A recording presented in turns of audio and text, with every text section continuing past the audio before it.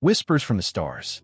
The empath vessel, a silver tear against the inky canvas of space, slipped silently through Earth's atmosphere. An sonic boom announced its arrival. No contrails marked its passage. Only the faintest shimmer in the air, a momentary distortion of starlight, betrayed its presence. Inside, the hum of the ship's engines was a lullaby to Lyra, a familiar comfort against the tightening knot of anxiety in her chest. She stood before Kai and Alara in the central chamber, the gentle blue light illuminating their expectant faces. "We have arrived," she announced, her voice calm despite the tremor in her heart. "Our mission begins now." Kai, ever eager, leaned forward. "What are our initial assignments?" "Lyra, I'm ready to experience everything." Lyra offered him a small, strained smile. "Patience, Kai. Remember our protocols. Non-interference is paramount. We are here to observe, to understand, not to influence." She turned to Alara, whose expression was as composed as ever. "Alara, you'll focus on analyzing human communications, their media, their history. I want you to identify patterns, predict potential conflicts." Alara nodded, her dark eyes gleaming with intellectual curiosity. "Understood. I'll begin with a comprehensive analysis of their global network. The sheer volume of data is astonishing." "Kai," Lyra continued, turning back to him, "you will be our sensor. Monitor the collective emotional state. Identify areas of intense suffering, but maintain a safe distance that we cannot afford to be overwhelmed." Kai's enthusiasm dimmed slightly. "But how can we truly understand them without feeling them?" "We will understand through observation, Kai, through data," Lyra insisted, her voice hardening slightly. "We are empaths, yes, but we are also scientists. That we must maintain objectivity. Remember what happened to the previous teams who disregarded this protocol." The unspoken weight of that failure hung heavy in the air. Lyra pushed it aside. "Now, the transformation sequence. Prepare yourselves." The central chamber shimmered, the walls dissolving into a swirling vortex of light. 3 alcoves materialized, bathed in soft, pulsating colors. Lyra stepped into the first, her gaze unwavering. The transformation was not painful, but it was disorienting, a complete rewriting of her physical form. Her elongated limbs shortened, her skin darkened, her eyes lost their shimmering violet hue, becoming a more muted brown. She felt the phantom weight of hair on her scalp, the subtle shift in her bone structure. When she stepped out of the alcove, she was no longer Lyra of Xylos, but a woman who could blend seamlessly into the teeming streets of Earth. A woman with tired eyes and a determined set to her jaw. Kai emerged next, his face alight with wonder. His fair skin was now a shade darker, his bright blue eyes softened to a hazel. He ran a hand through his newly acquired brown hair, a gesture that seemed both strange and familiar. "Incredible," he breathed. "I feel different, more grounded." Alara was the last to emerge, her transformation as precise and efficient as her analytical mind. Her pale skin now possessed a warm olive tone, her dark eyes sharpened with an even greater intensity.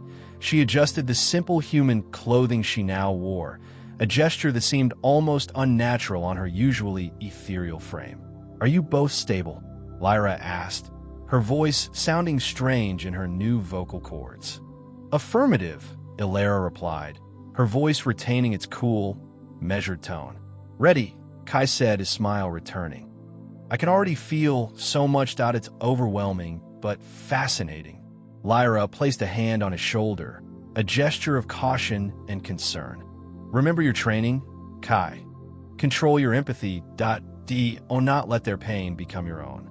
She looked at both of them, her eyes filled with a mixture of hope and trepidation. "Our dispersal point is New York City. Alara, you will establish contact with the local university system. Kai, you will observe the city's emotional landscape. I will monitor the global news networks. We will reconvene in 72 Earth hours. Understood?" "Understood," Alara and Kai replied in unison. Lyra took a deep breath, the air of Earth feeling heavy and unfamiliar in her lungs. "Then, let us begin." May the stars guide us, and may we not lose ourselves in the darkness of this world.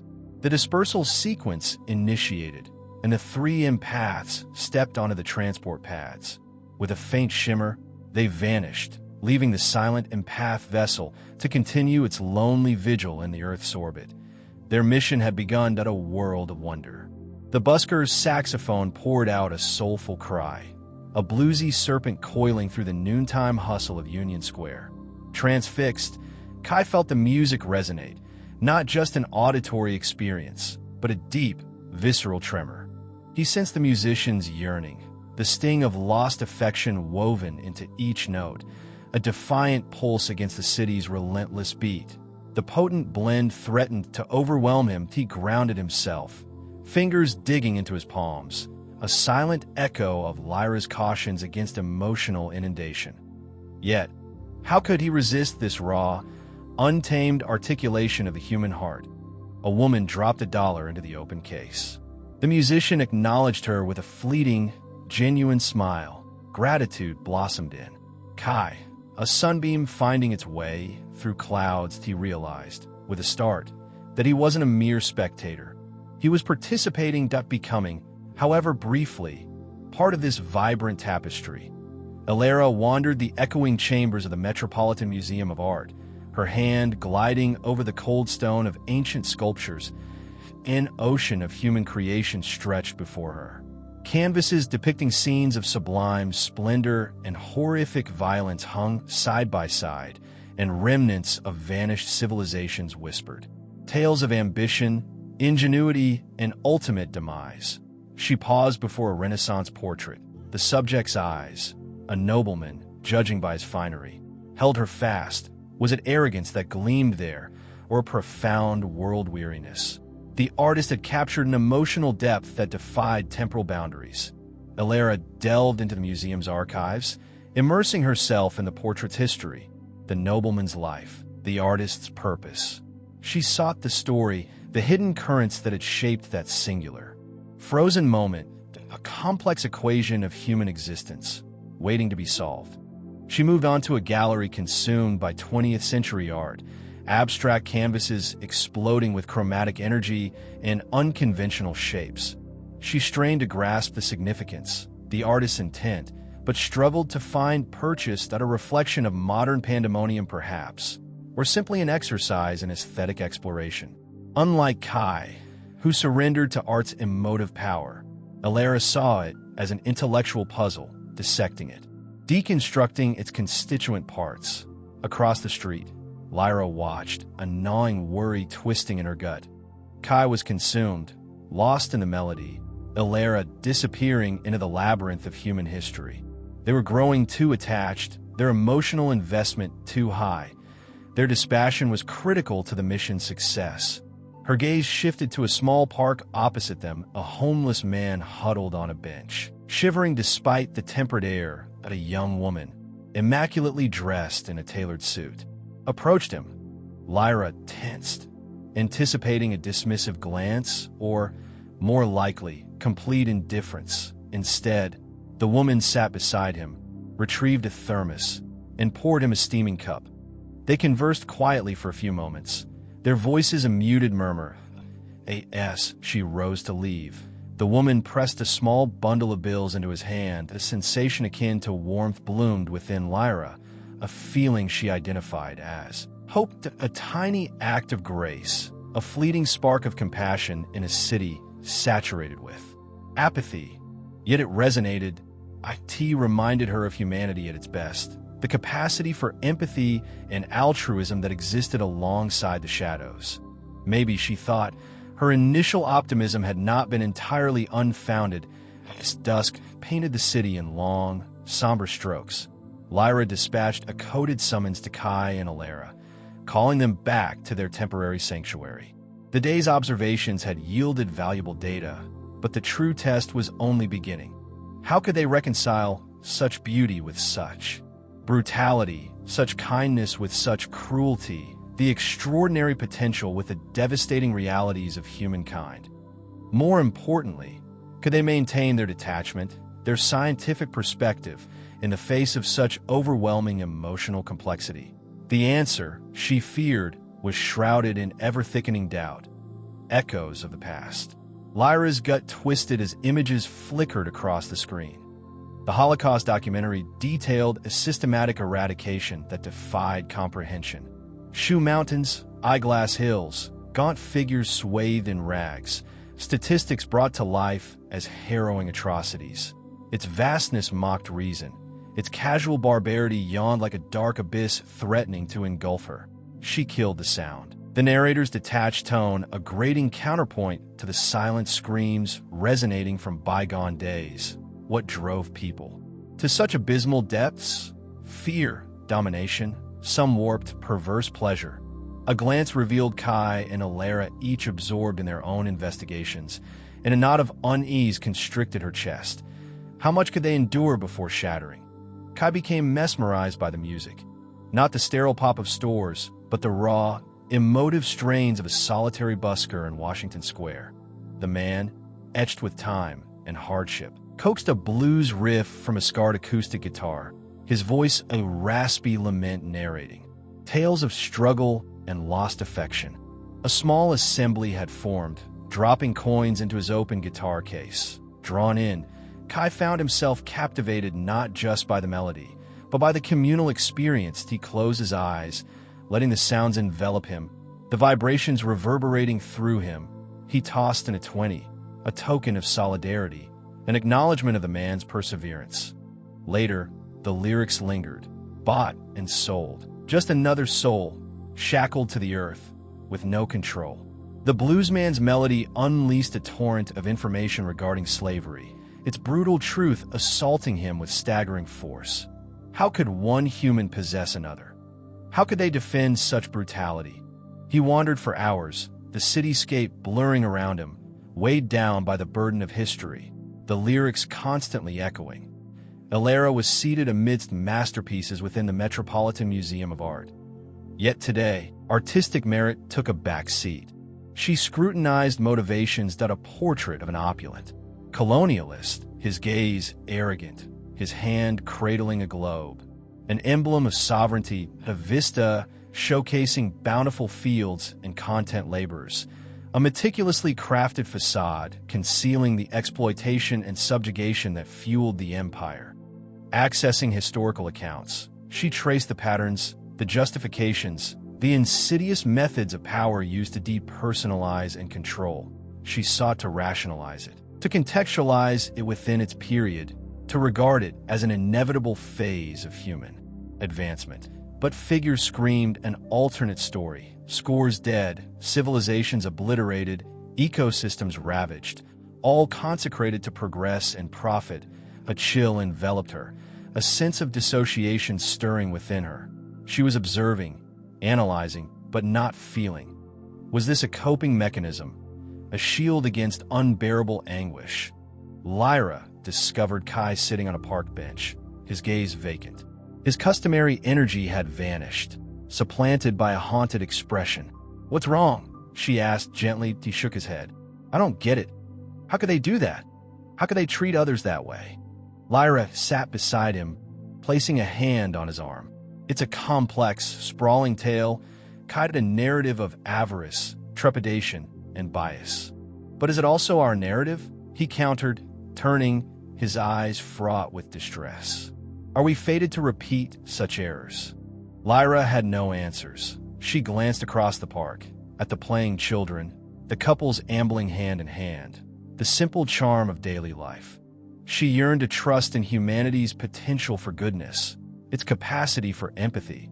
But the clamor of the past remained overwhelming, a relentless reminder of the darkness lurking within humanity. Later that evening, she found Alara amidst stacks of volumes and articles in their temporary residence. "Are you okay?" Lyra inquired. Alara looked up, her face inscrutable. "I'm processing," she replied tonelessly, "trying to make sense of it all. And it's that inefficient," Alara articulated carefully. "Human history is a chaotic amalgamation of brutality and squandering so much suffering for so little benefit." Lyra nodded slowly. "Do you believe they can learn from their mistakes?" Alara hesitated, her gaze distant. "I don't know," she said finally, "but I'm starting to suspect that learning isn't their priority." The stain of the present.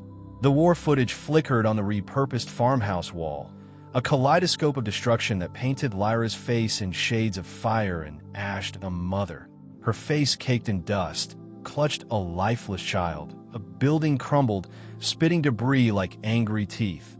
The screams, though muffled by the translation matrix, clawed at Lyra's throat. "Another ceasefire broken," Alara stated, her voice detached, almost clinical. She adjusted the focus of the projection, zooming in on the gaunt faces of refugees. Huddled in makeshift shelters, the usual cycle: promise, betrayal, escalation. Lyra slammed her fist on the rough-hewn table. Cycle. These are lives, Alara, real lives being extinguished. The surge of empathy threatened to overwhelm her, the collective pain of a war-torn nation crashing against her psychic barriers. She felt a sharp sting behind her eyes, a warning that their shared link was straining. Kai, who had been silently observing, ran a hand through his already disheveled hair. "It's everywhere." He wasn't just referring to the war. "I spent hours today going through economic data. The disparities, it's like two different species living on the same planet." He gestured towards a different section of the wall, where statistics pulsed in a sickly green glow. Graphs depicting income inequality, access to healthcare, and educational opportunities painted a grim picture of systemic disadvantage. Kai focused on a cluster of numbers reflecting the infant mortality rate in a marginalized community, his brow furrowed in disbelief. "I visited one of those disadvantaged areas," Kai said, his voice thick with emotion. "Children, malnourished, living in conditions unimaginable. And then a few kilometers away, mansions with swimming pools and enough food to feed a small army." He shook his head, unable to reconcile the stark contrast. How can they not see it? How can they live with it? Alara, ever the analyst, offered a chilling explanation. Cognitive dissonance. Compartmentalization. The human brain is remarkably adept at filtering out information that challenges its pre-existing beliefs and comfort levels. Lyra rounded on her. "So, they choose to be blind, to ignore the suffering around them?" "Not necessarily choose, Lyra," Alara countered, her tone unwavering. "It's a complex interplay of social conditioning, economic incentives, and psychological defense mechanisms. But the effect is the same: widespread apathy in the face of profound injustice." Alara swiveled the projection again, this time displaying a series of news articles detailing a political scandal that a prominent senator, caught embezzling funds meant for disaster relief, a network of shell corporations funneling money into offshore accounts. The faces of the powerful, arrogant, and unrepentant stared back at them. "This," Alara said, her voice laced with a rare hint of anger, "is endemic. Corruption at every level, eroding trust and perpetuating inequality." She manipulated the controls, bringing up transcripts of leaked conversations, revealing a blatant disregard for the public good. Lyra felt a wave of nausea wash over her. The weight of their observations, the sheer volume of human suffering, was crushing her. "We're supposed to be assessing their readiness for interstellar contact," she whispered, her voice barely audible. "How can we possibly recommend them? They're destroying themselves from the inside out." Kai sank into a chair, his gaze fixed on the floor. "I thought I understood cruelty, that I studied the historical atrocities, the genocides, the wars, that I thought I could grasp the depths of human depravity." He looked up, his eyes filled with a profound sadness. "But slavery, the sheer scale of it, the systematic dehumanization, it's like a stain that never washes away." He closed his eyes, his face contorted in pain. Lyra knew what he was feeling. The echoes of whips cracking, the despair of families torn apart, the burning injustice that resonated through generations. Lyra watched them both, Kai and Alara, breaking under the strain. They were starting to bleed. Not physically, but their empathic barriers were failing. The present was a stain, bleeding into their minds, poisoning their perception. Indifference. The lunchtime swarm eddied around him, a current of colorful outerwear and purposeful strides. Kai braced himself against the building's chill brick facade, the thrumming pulse of a busker's bass resonating in his very bones. He noticed a businesswoman in a sharp suit maneuver around a homeless man huddled in a doorway. Her face tightened in a grimace. The man, enveloped in ragged layers, extended a trembling palm. Her gaze skipped over him, focused somewhere beyond his reach, her expensive handbag, swinging like a weapon, delineating the personal space. She claimed. Kai's breath caught. It wasn't just this singular act, this fleeting cruelty. It was the sheer volume of it all. He witnessed it in the averted eyes, the quickened gaits, the concerted effort to ignore the suffering displayed openly at a metropolitan dirge of uncaring. A chorus of "not my concern" echoed in countless ways. He squeezed his eyes shut, attempting to block the sensory overload. He'd been witness to inequity before. Of course, his team had encountered destitution in developing countries, observed the horrific aftermath of conflict and famine. Yet, amidst the pandemonium and desperation, humanity often shone through, a willingness to share even when resources were scarce. Here, in this glittering metropolis, that spark seemed extinguished, smothered beneath layers of apathy and self-interest. That a queasy feeling churned within him. He could almost taste the man's despair, the gnawing hunger, the profound exhaustion. That it wasn't a distinct emotion, but rather a thick, oppressive cloud pressing in on his consciousness. He fought to repel it, to establish a defense, but his normally reliable empathic shield seemed to falter. Opening his eyes, he blinked rapidly. The cityscape seemed to waver, the sounds coalescing into a jarring dissonance. Another man, younger, adorned with electric blue hair and numerous piercings, sneered at the huddled figure, muttering something about lazy freeloaders as he flicked a cigarette. But in his direction, something within Kai gave way. Not rage precisely, more a profound, unendurable sorrow, a crushing disillusionment with a species he had approached with guarded optimism. He had sought a capacity for empathy, a beacon of hope amidst the darkness. Instead, he unearthed a casual, almost ritualistic callousness.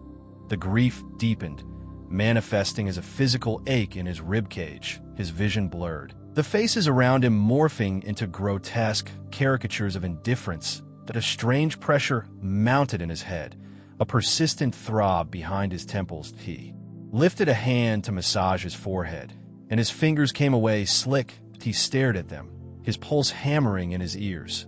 Vivid red blood stained his fingertips. Tilting his head back in an attempt to staunch the bleeding, he found it unstoppable, coursing down his face, mingling with the clammy perspiration on his brow. He felt faint, disoriented. The urban sounds diminished, replaced by a shrill ringing in his head. That a few passers-by paused to gawk, their expressions a blend of morbid fascination and disdain. One woman retrieved her smartphone, presumably to record the scene, and one offered assistance. Kai staggered backward, his legs unsteady beneath him. He needed to escape. To locate a place where he could regain control, he had to suppress the empathy, to reconstruct the barrier that was disintegrating around him. But with each step, the blood flowed faster, a scarlet testament to the crushing weight of human disregard. The last thing he registered before oblivion claimed him was the woman.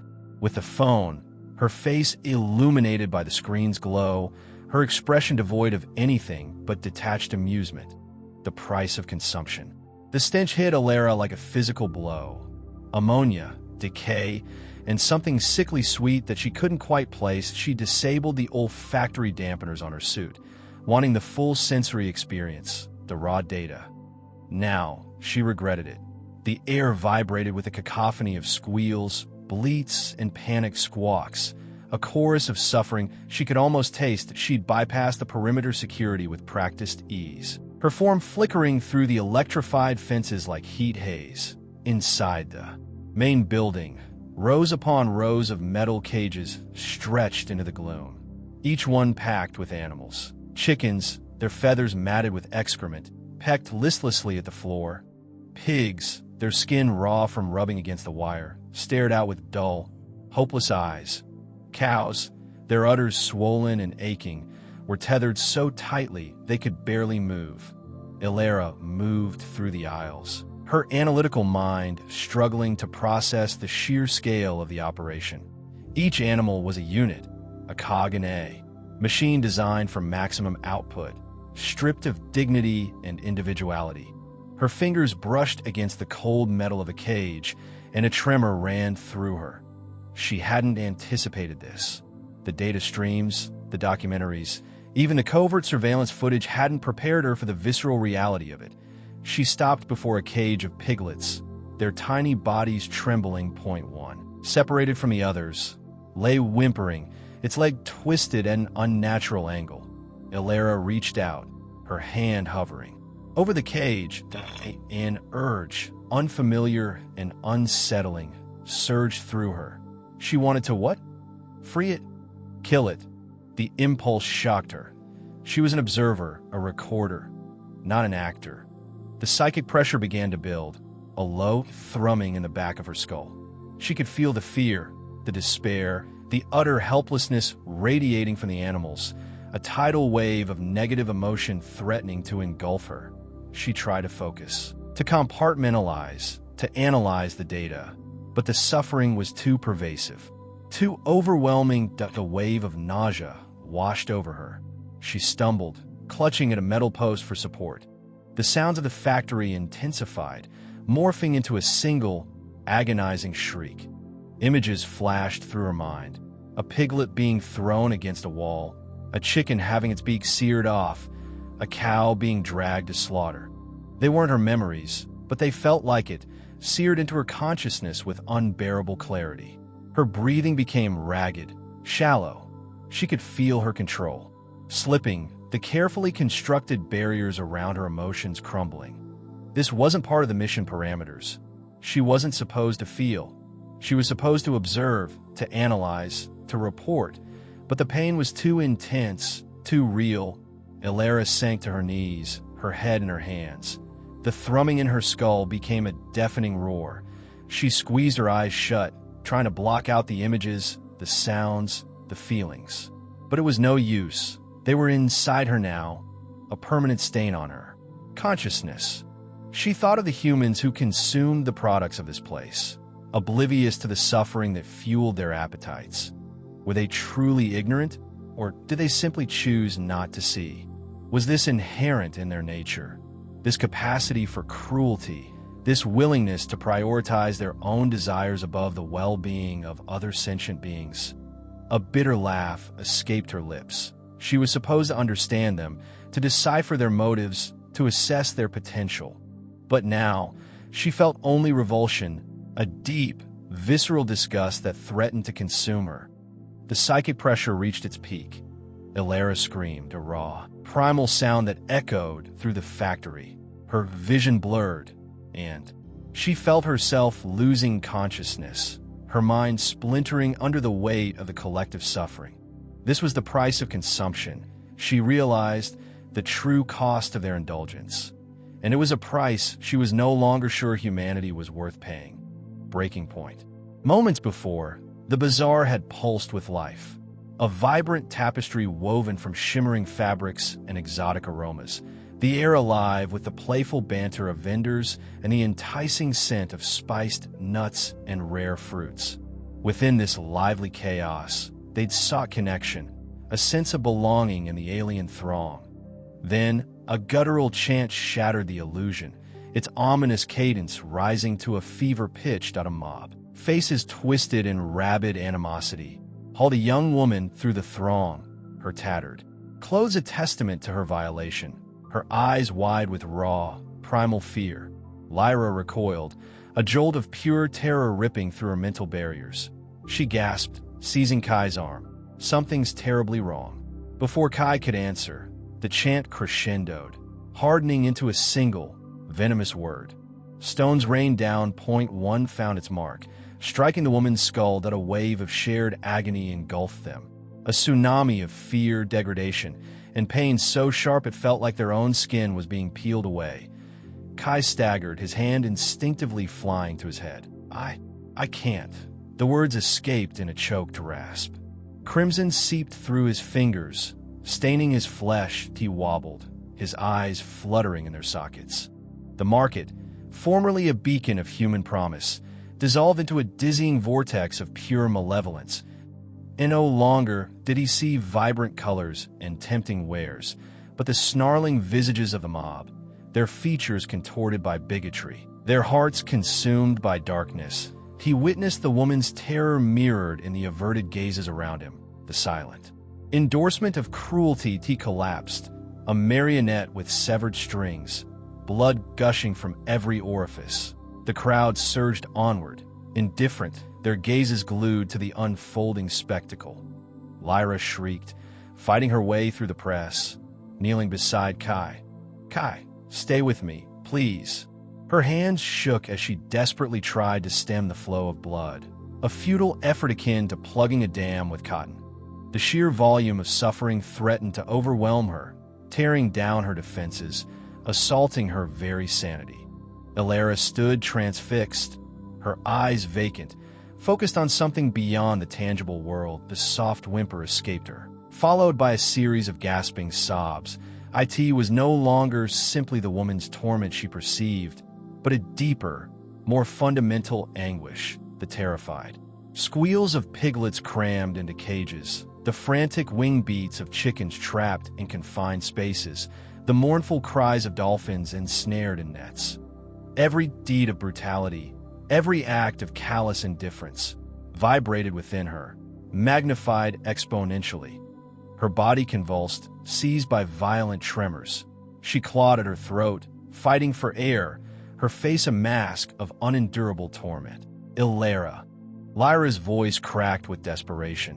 She reached for her, but the sheer intensity of Elara's pain pushed her back, an invisible force field of anguish. She felt Elara's essence flickering, dying like the last ember of a fire. "Too much," Elara gasped, her voice a fragile thread against the cacophony. I can't bear it, any of it." Then she crumpled a lifeless husk, her body hollowed out by the world's collective pain. Panic seized Lyra's throat, a constricting claw. .2 gone, .2 lives snuffed out by the contagion of human cruelty. She had to act, to do something. She had to preserve what remained. She closed her eyes, focusing on the survivors of her team, reaching out with her mind, struggling to rebuild their broken psychic link, to bolster their shattered defenses. "We can't let this destroy us," she projected, her voice thin and strained, barely audible in the mental plane. We have to find a way to comprehend." But her words echoed with emptiness. Even to her own ears, the optimism, the hope that had propelled their mission, seemed like a distant relic, a foolish delusion crushed by the brutal reality of humankind. She gazed at Kai, sprawled motionless in a pool of his own lifeblood. She saw Elara, her form still and cold, and a terrifying thought took root in her mind. Perhaps the answer was already here. Perhaps there was nothing left to decipher. Perhaps they were already broken beyond repair. The last transmission. The comm unit crackled, spitting static and garbled images across the jittering screen. Lyra massaged her throbbing temples, willing the signal to solidify. Kai and Elara's psychic trauma clawed at her mind, a searing, visceral reflection of their fracturing psyches. They were lost. Now, balled up on the frigid deck plating, eyes glazed, weeping trails of crimson. The torment, that ceaseless, overwhelming tide, was atomizing them from within. "Home, do you read?"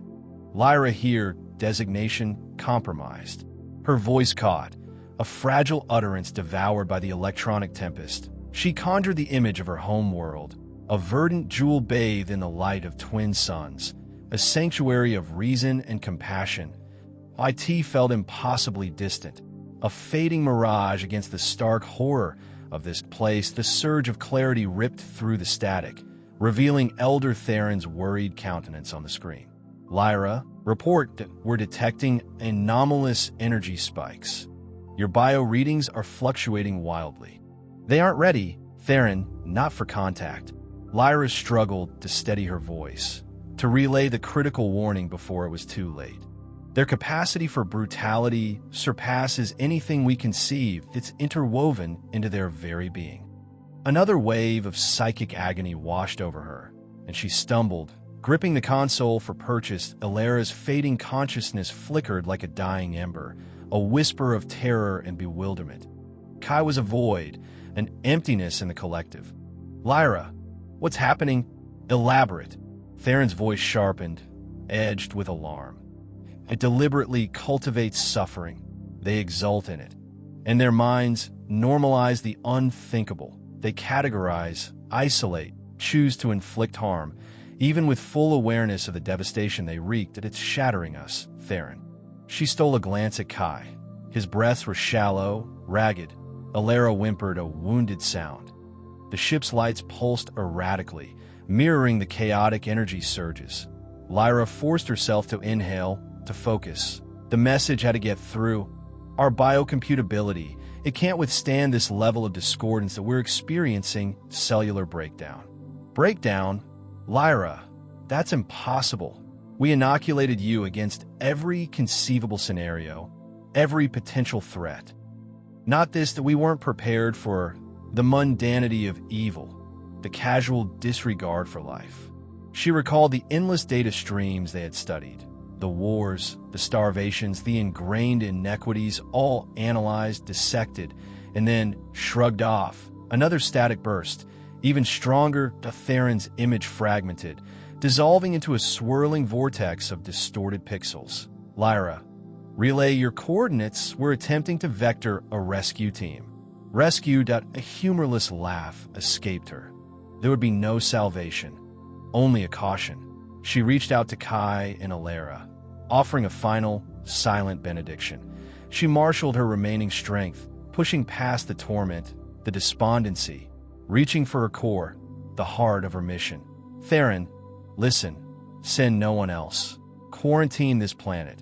Seal it off completely. They're dangerous. Not because they lack understanding of pain, but because they possess it and celebrate it nevertheless.